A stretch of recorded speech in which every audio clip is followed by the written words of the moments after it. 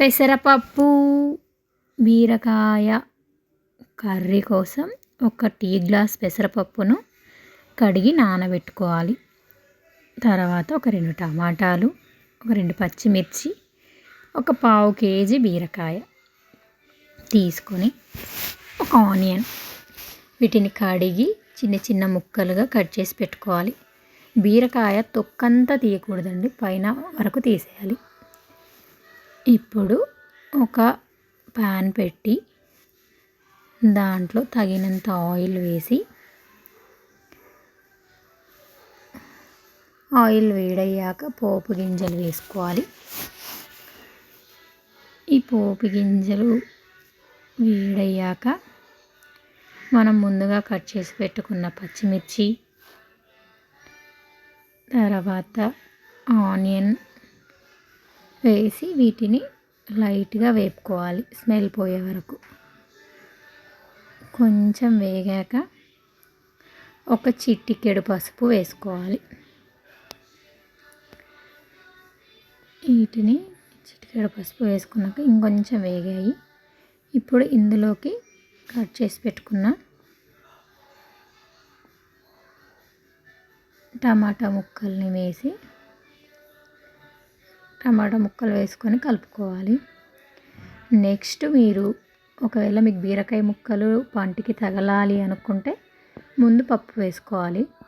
లేదు బీరకాయ ముక్కలు తగలొద్దు, పిల్లలు ముక్కలు కొంతమంది ఇష్టంగా తింటారు, కొంతమంది ఇష్టంగా తినరు, అలా అనుకునే వాళ్ళు ఫస్ట్ పప్పు వేసుకొని తర్వాత బీరకాయ వేసుకోవాలి. ఇప్పుడు నేనైతే ముందు పప్పు వేసుకుంటున్నానండి. కొంచెం వాటర్ ఉంచే వేసుకుంటున్నాను, ఎందుకంటే పప్పు ఉడకాలి కదా, మనం జస్ట్ నానబెట్టుకున్నాం. మనం కుక్కర్కి వేసుకోలే కాబట్టి కొంచెం వాటర్తోనే వేసేసుకోవాలి. ఒక 5 minutes క్యాప్ పెట్టి ఉడికించుకోవాలి. ఈ 5 minutes తర్వాత చూడండి ఆల్మోస్ట్ హాఫ్ పప్పు ఉడికిపోయింది. మొత్తం ఉడికించుకోకూడదు, ఎందుకంటే మళ్ళీ బీరకాయ ముక్కలు ఉడకాలి కదా, అందుకని ఇలా కొంచెం ఉడికిన తర్వాత ఇప్పుడు కొంచెం టేస్ట్కి సరిపడా సాల్ట్ వేసుకోవాలి. సాల్ట్ వేసుకొని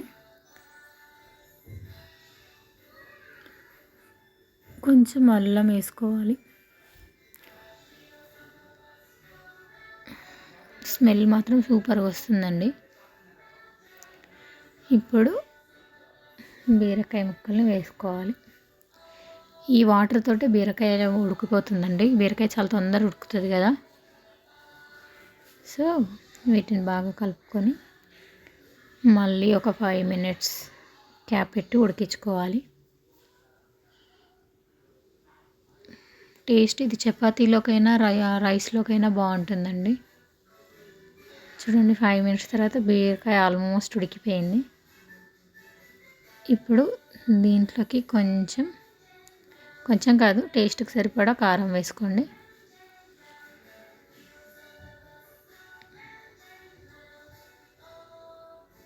మీకు కావాలనుకుంటే ఇంకొంచెం వాటర్ పోసుకోవచ్చు. కారం వేసుకొని మళ్ళీ ఒక 2-3 minutes. ఫైనల్గా పప్పు కొంచెం పెసరపప్పు కొంచెం చప్పచప్పగా ఉన్నట్టు అనిపిస్తుంది కాబట్టి ఒక స్పూన్ గరం మసాలా, కొంచెం ధనియాల పొడి వేసుకొని